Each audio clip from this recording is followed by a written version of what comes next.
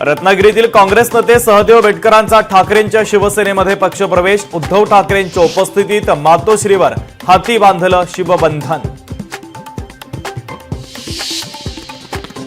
एमएमआरडीएच्या प्रकल्पांबाबत सरकारचे 5 करार। मुख्यमंत्री फडणवीसांची माहिती। तर प्रकल्पांसाठी 4,07,000 कोटींचा निधीमुळे एमएमआरडीए क्षेत्रातील विकासाला मिळणार गती।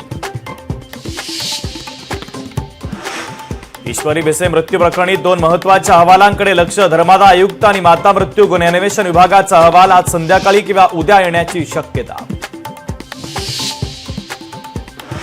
सोमनाथ सूर्यवंशी प्रकरणी पुढील सुनावणी 29 एप्रिलला। हायकोर्टाच्या औरंगाबाद खंडपीठातील पहिली सुनावणी संपली। प्रकाश आंबेडकर यांच्याकडून स्वतः कोर्टात युक्तिवाद। कुणाल कामरा प्रकरणी हायकोर्टातील पुढची सुनावणी 16 एप्रिलला। गुन्हा रद्द करण्याची केली होती मागणी। तर खार पोलीस ठाण्यात कामरावर 4 गुन्हे दाखल।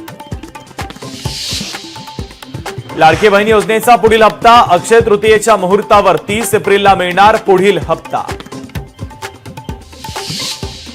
राज्यात पारा 40शी पार। मध्य महाराष्ट्र विदर्भ मराठवाडा तापला। गरज असेल तरच दुपारी बाहेर पडण्याचं प्रशासनाचं नागरिकांना आवाहन।